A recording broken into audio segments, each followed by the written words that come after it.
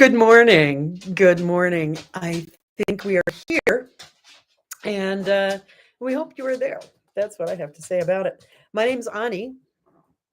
I'm Teresa. She's going to get in the frame. Yeah. And actually, you know what you can do maybe just for a moment as people gather together, because as we actually turned the thing on live at 9,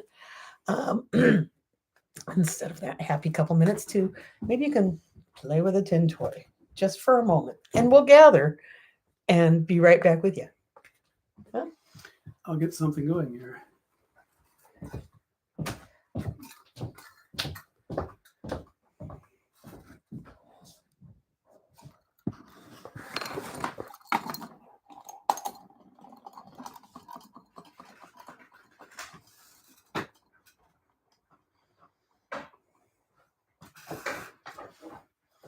Not as rattly as the traditional one.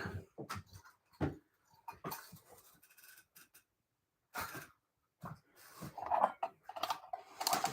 wonder who's up already.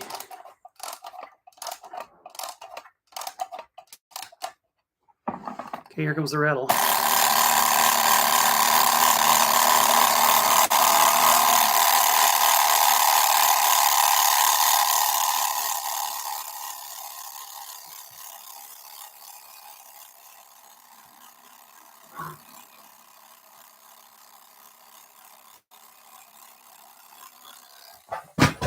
Whoa. Could it be a metaphor for the state of our world today?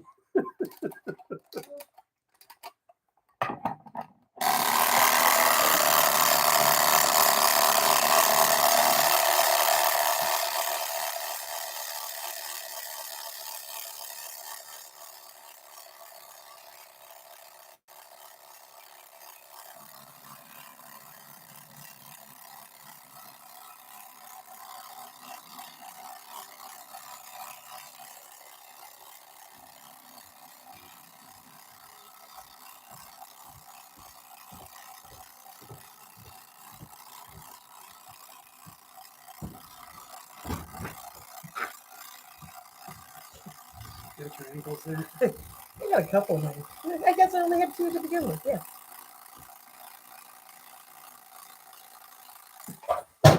It's twice now. Yeah, the world it's crashing down. It's falling into an abyss. Oh dear. Oh dear. Well, I am Teresa Mitchell. That's Ani Haynes. Good morning. This is called This Is Now, Bridge to a Better World. And we wanted to talk about abortion today. And we were talking about it last night, and I was just like, oh my gosh, I don't know where to start with the things that are going on. It seems to me that we are in a typical position previous to an imperial war, in which the topic is simply off the minds of the general public. But we may be at the part where, the CNN journalists, I'm going to put that in scare quotes, are on the ships that intend to launch the rockets. The reason I say that is because the number of provocations by Israel versus Hezbollah and the nature of the provocations is just severe. For example, you may read in the press that Israel assassinated a Hamas leader. Well, they certainly did. They did it in Lebanon, in a city in Lebanon, and they took out the entire apartment block while they did it. It was a grotesque act of aggression. There's no way around it. I mean, we were talking about this last night, Teresa and I. We thought, what if a person who a foreign state decides is acting against them, is a terrorist, denotes them a terrorist, and then seeks to get their justice by bombing the apartment building they were staying in, say, DC, or in New York City, or in Portland, because they wanted to get that guy and there's no price too high to pay. What does that look like? I mean, For most people, That's the word that's the assassination rationale. means some guy sneaking around and there's music in the background that goes doo doo doo doo doo doo, and there's a silence around the pistol. Yeah, there's a little poison dart. It comes out of a little pen. Yeah. We've all seen those movies. Yeah, They're cool movies. Assassination, huh? And then there was the, as I've mentioned a couple times, the white phosphorus attack on a border town. And then there were the white phosphorus attacks on Gaza. And then there's the bombing of the funeral anniversary. I don't know, how do you say this? The anniversary of the death. There was a bombing in a cemetery where one of Iran's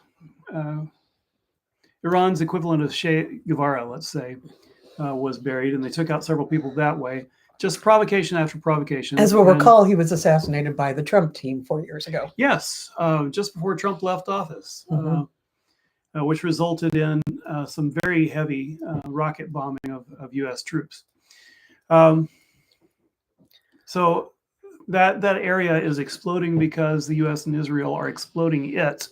I was online trying to talk sense to someone who is pro Gaza bombing, and they won't even go as far as saying, I mean, you can look at the pictures, you can see the bomb craters. It's even in the New York Times, they're using 2,000-pound bombs, and this person was saying, no, it's not a genocide. No, it's not indiscriminate bombing.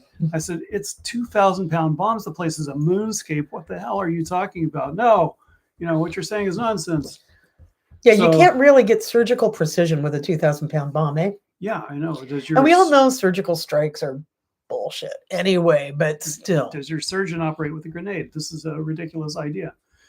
So that's going on. For that. And then I was puzzled when I saw that the U.S. Gerald Ford was pulled back from the Mediterranean, because they talk about needing all of these assets, and all of a sudden the biggest asset, the Gerald Ford and all of the associated ships, more than 1,000 people in total, are pulling out of the Mediterranean, which means they have to go through the Gibraltar, and they're going back to Norfolk, Virginia. Why? Because they want to fight another war, perhaps, with Taiwan? I'm not sure. But I'm bringing all this up because it's time to really watch the news, and not just what the news says, but what is actually going on. Read alternate news sources, read foreign news sources, and try to get an idea, because the Pentagon doesn't want you to apply any democratic action. If there's one thing the Pentagon and the warmongers and the arms suppliers behind them can't stand, it's democratic action applied to U.S. war policy. So please apply democratic action to U.S. war policy, because it looks like we're about to get into a couple. As if we haven't already been in a few, right? I mean, our hands are not clean. The U.S. is involved in in supporting Israel, most notably right now in its genociding of Gaza. Though strong words have been issued by our State Department that they really should be more careful. So, yeah. And they'll pull it on you like, they sunk our ship. They sunk our ship. What are we supposed to do? Wait, you sank my battleship. They sunk our ship. Yeah. Yeah, so that is terrifying. And that is the world news. The world news is, in fact, full of rather horrifying information as we start off 2024 at war with so many different factions who are looking like they're vying for imperialist control of the planet, right? Kind of looks that way. Kind of looks that way. Kind of historically is that way. Yeah. Yeah. Kind of in a hotter period now. And so that's dismaying for sure. Dismaying. Yeah, it's the end of the world. It's not getting historical about this. But then we have the news here at home, which I'm going to say is also terrifying. I want to talk about the far right and the ChristoFascists and their deep hatred for women, their deep hatred for people to control their reproductive health. I want to talk about their laws that are compelling people to carry pregnancies, non-viable pregnancies, farther than they should for their own health. I want to talk about I want to talk about compelling people to carry pregnancies to term or to die trying, which is really where they're heading with this. They don't care if people die during pregnancies. That is just the price one pays to be godly, apparently. And look, you'll get pie in the sky for your martyrdom. Even when a pregnancy is not carryable, even as a woman miscarries at home, she is now liable to prosecution. And that is the horrifying case I really want to focus on this morning. And that's the case of Brittany Watts in Ohio. Brittany Watts is a woman who is currently standing before the grand jury in Ohio. She is a woman that grand jury is deciding whether to indict her for abuse of a corpse because she miscarried at home. I want to unpack this a little bit. Brittany Cox went to an emergency room in St. Joseph's, St. Joseph of something or others hospital in Ohio. And she was presenting with signs of a miscarriage, right? That would be heavy bleeding, pain. She knew something was very, very wrong, and she went to the emergency room as we're taught to do. If something's going wrong with our bodies, she had actually, her water had broken, and she was at 21 weeks of pregnancy. So if your water breaks and you're at 21 weeks of pregnancy, it's kind of time for doctors to help, to intervene, and to provide what is called a therapeutic abortion. That's always been known as that's the medical term for miscarriage care. It's to have a pregnancy ended under medical care. And so she presents at the hospital in her 21st week of pregnancy. The doctors found that her water had in fact broke, that her cervix was dilated, and that she had a significantly elevated white blood cell count. This means that she was in the process of miscarrying and she was at risk for serious infection. They had an ethics, a so-called medical ethics panel review the case, and 8 hours after she came seeking treatment, she was returned home because, she was within a few days of the 22-week mark, which in Ohio is the cutoff between abortions being allowed in some circumstances and not. And they were unwilling to say that her life was in jeopardy, even though she was in the process of miscarrying and showing a significantly increased white blood cell count. So they sent her home. The next day, this poor woman comes back to the hospital with continuing symptoms. She's in pain, she's bleeding, and again, she's turned away because the doctors are afraid. The doctors are afraid. And in fact, doctors across the country have complained that they are no longer allowed to do their jobs because they're afraid of being prosecuted under these draconian laws that, in fact, have many gray areas where doctors can be challenged on their decisions and their licenses removed, not to mention facing penalties for, accomplice to murder and stuff.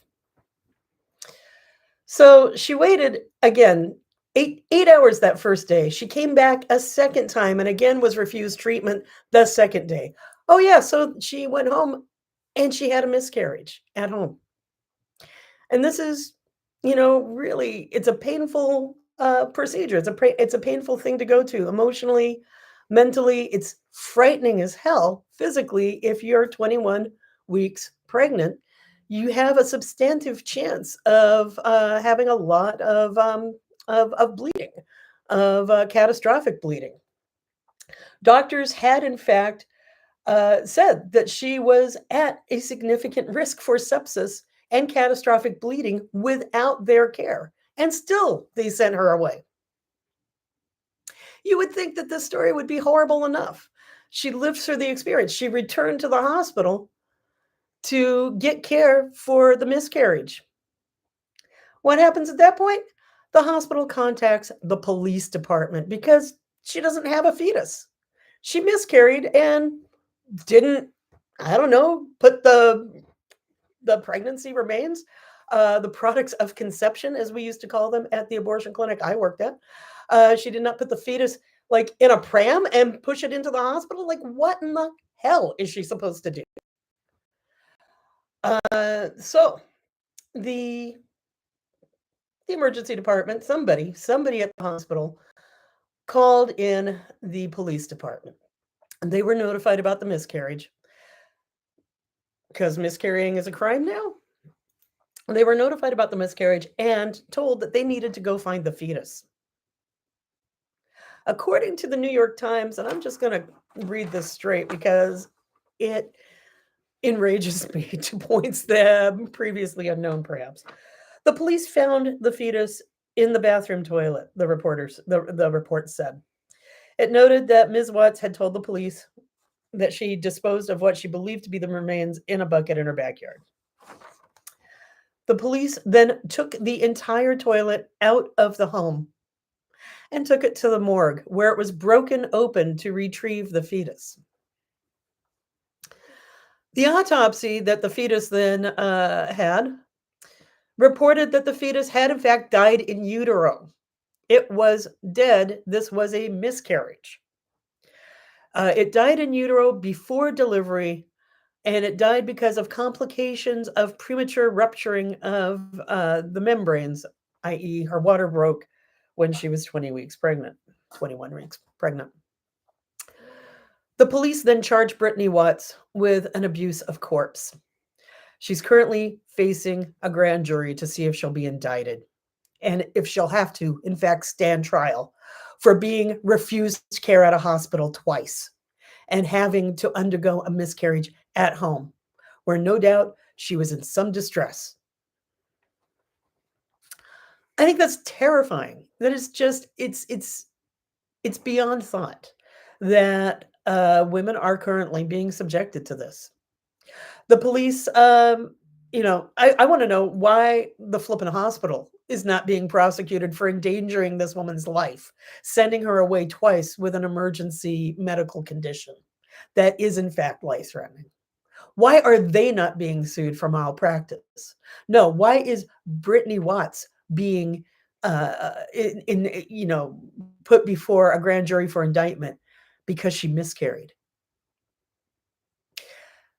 What does that say to any woman in this country, any person who is pregnant, who may be miscarrying? What does it say about going to seek medical care as opposed to, say, chancing it and dying alone in your bathroom? What does it say?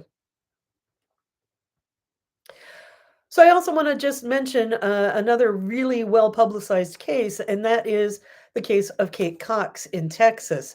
Kate Cox is a woman in her early 30s, 2 young children. Her and her husband were really looking forward to having a third child to add to the family. But in her pregnancy, right around that time, right around the 20th week, she was finding out that she was the fetus was being diagnosed with a serious condition, a chromosomal abnormality, and was expected to be delivered either dead, that it would die in utero, or that it would die within hours of being born.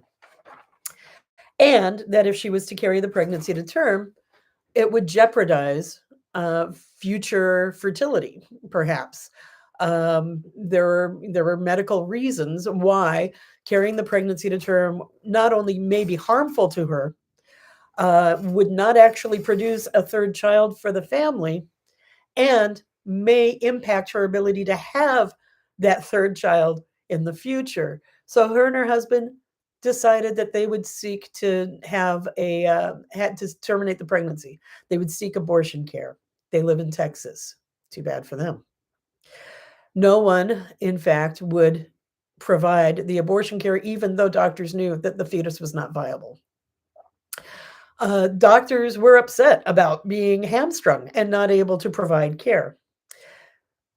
Kate Cox is the first woman who is pregnant to sue a state for abortion services after Roe v. Wade was decided.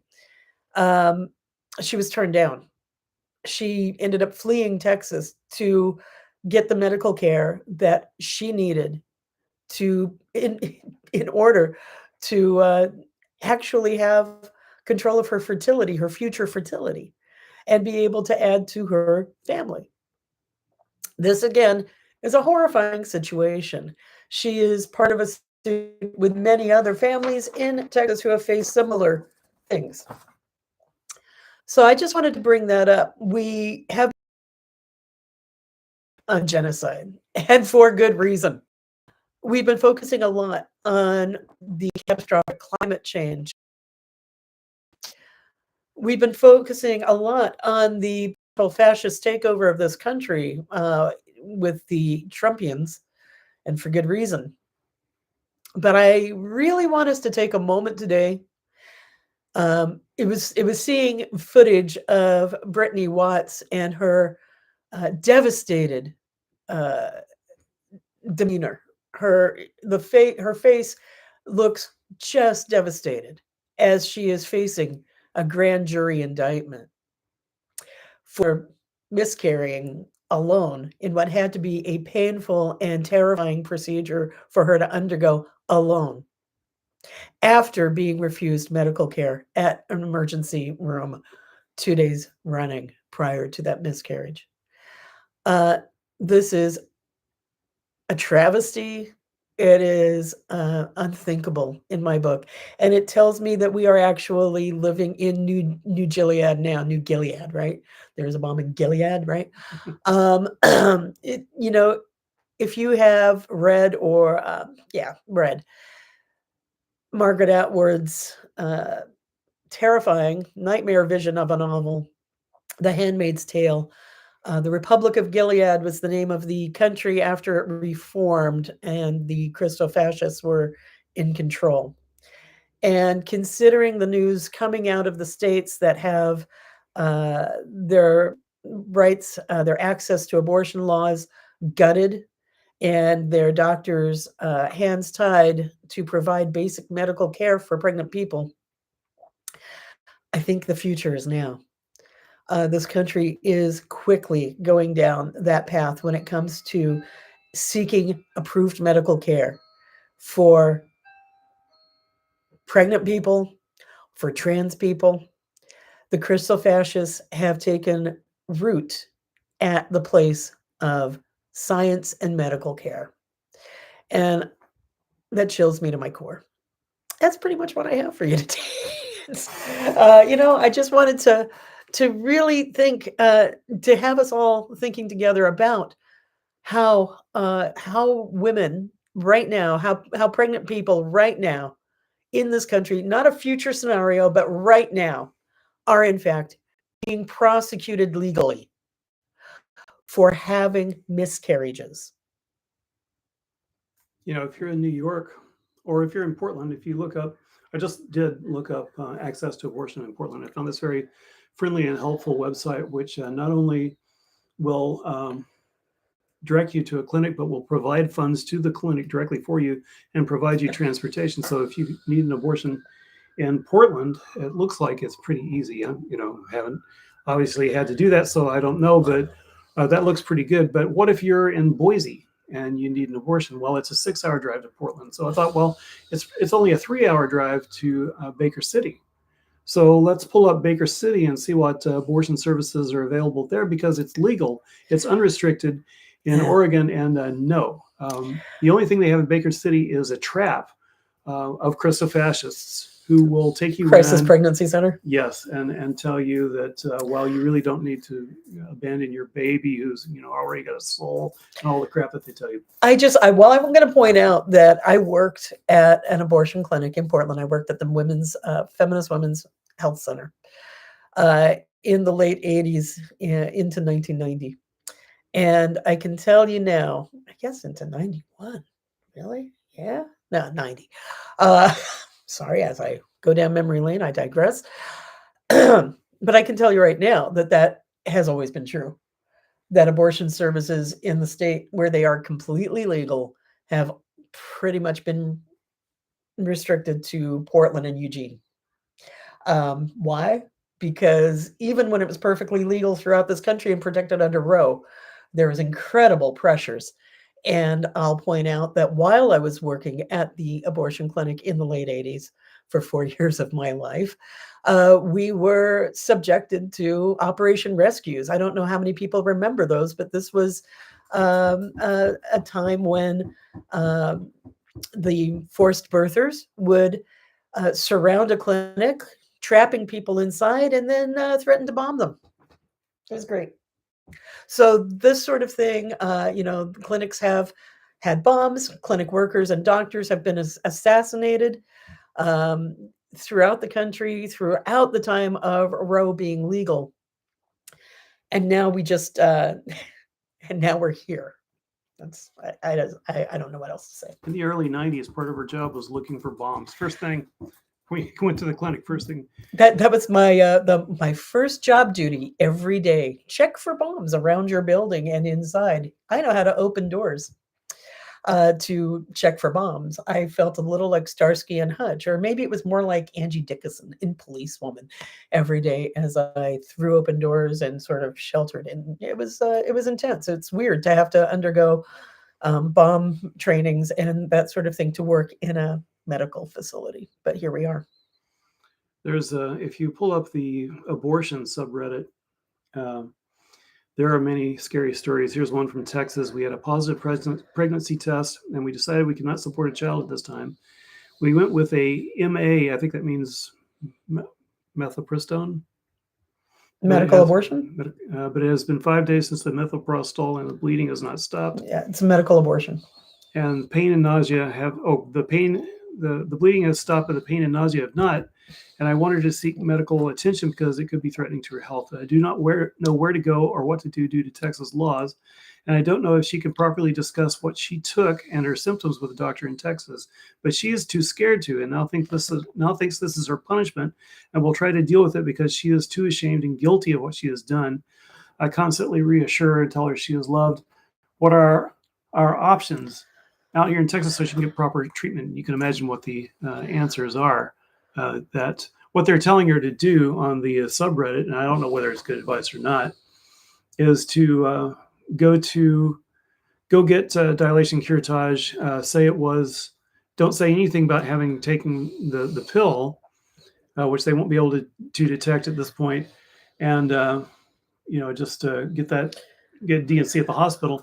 But she is saying that she would feel bad about lying and feels that they would pressure it out of her. And when I think about that, there's a good chance, when you're really and feeling also, guilty. I'm going to say that the D&C is in fact what was prescribed for Brittany Watts, and denied because even though she was obviously miscarrying, D&C, dilation curettage, is the medical treatment approved for miscarriage, because you want to make sure that all of the placental, any pregnancy remnants, any uterine lining is removed, because you don't want a chance of infection. I just want to double down and say this is a horror that is breaking up families. It's going to kill people. I'm sure it is killing people. Yeah. Right now, and it makes me wonder what is going on in the heads of these. Have you seen the looks of the legislatures and the judges after they pull off something like this? They have this sort of smug look. I was thinking you did. Don't do that. That's creepy.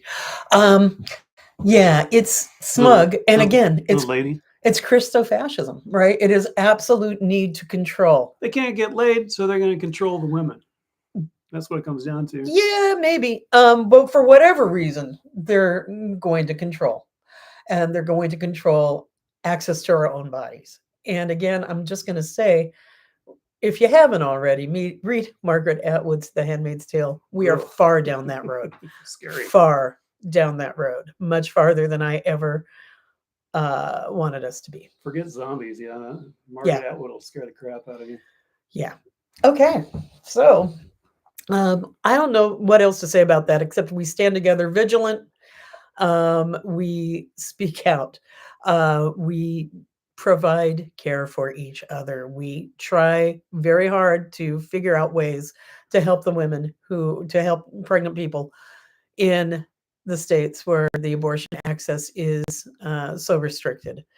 Um, you know, this is what we do. We have to organize nationally, not only to fight them in the courts and fight them legislatively, but in the meantime, to help each other out nationally as people are facing these restrictions. And it is, in fact, threatening our lives.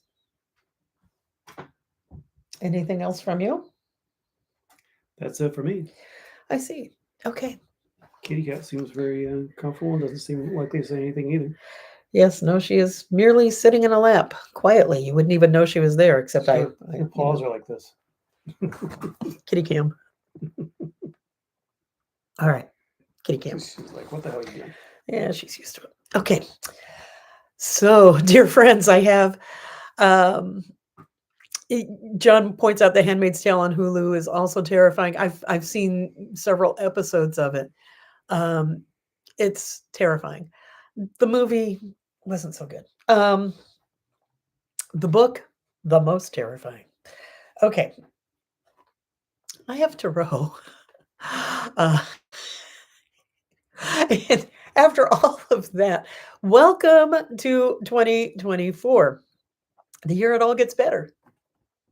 I'm hopeful. I always, I've talked to people about the fact that I am an optimistic person by nature. I do really feel like that we do tend towards justice, though we have really violent abruptions in that process. And we're kind of in one of those right now. And so, we're looking at a whole lot of pushback over gains that people who strive for egalitarianism and for justice have made over the last, 10 years.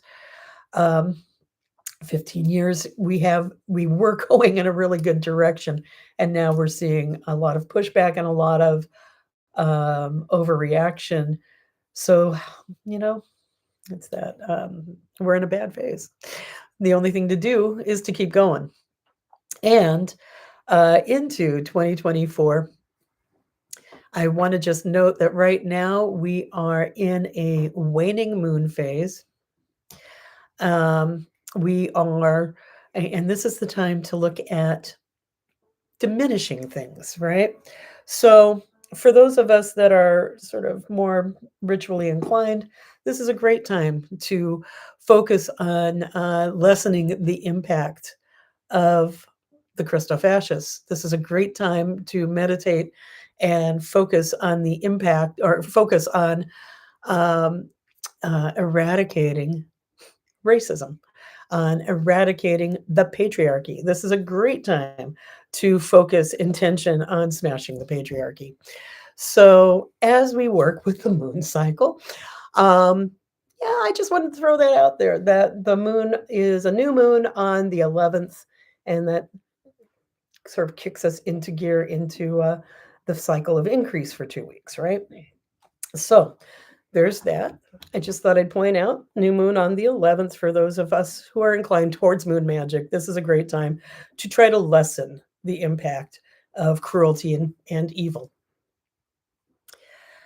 All right, so card wise, we have the Four of Wands inversed, we have the Ten of Cups, and we have the King of Wands.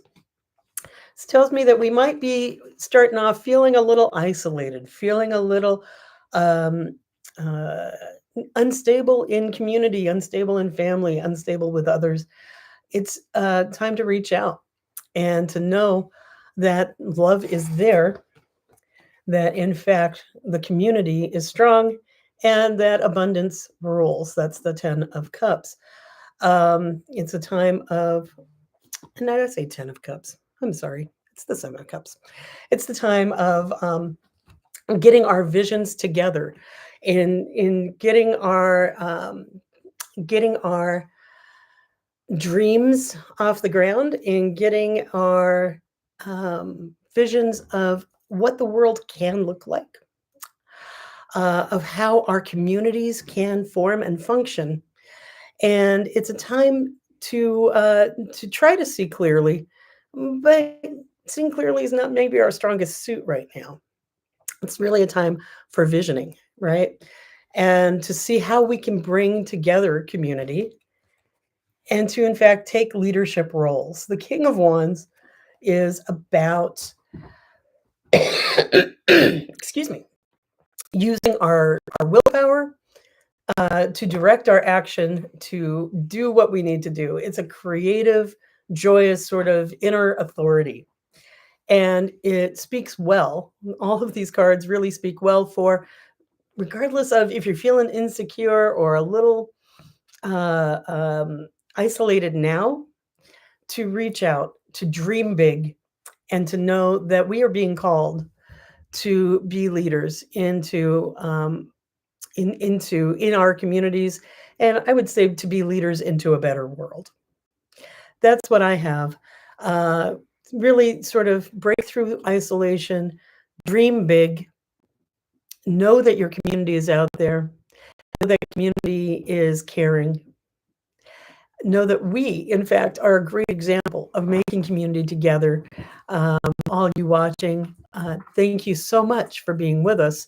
This is a type of community, the sort of etheric community of the streaming world, or as I almost said, the broadcast world, because Teresa and I, of course, come from radio.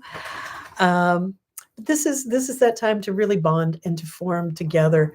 To that end, I hope that we all have a wondrous start here to our new year, that we dream big, that we spend some energy thinking about ways to break the spell of the patriarchy, ways to break the spell of the ChristoFascists, ways to break through and create good community. And know that we all have a very important part to play as we focus our will and lead forward into playful, good action. And that's what I got. All right, then. Thank you ever so much for being with us. Thank you so much for being. Don't forget those alternate news sources. Oh, aljazeera.com, SCMP, that's South China Morning Post, SCMP.com. Let's see. We'll go ahead and put those in the description for the show. Okay. Radio Havana, or radiohc.cu. Yeah, we'll put those in the, so that right. they can even be like links and All stuff. It'll be cool. That's a fine idea. Come here, let go of me. And see you later. Hold the ships at sea. She hates it when you do that. Okay. We love you, and we'll see you next week. Bye. She purrs. Yeah.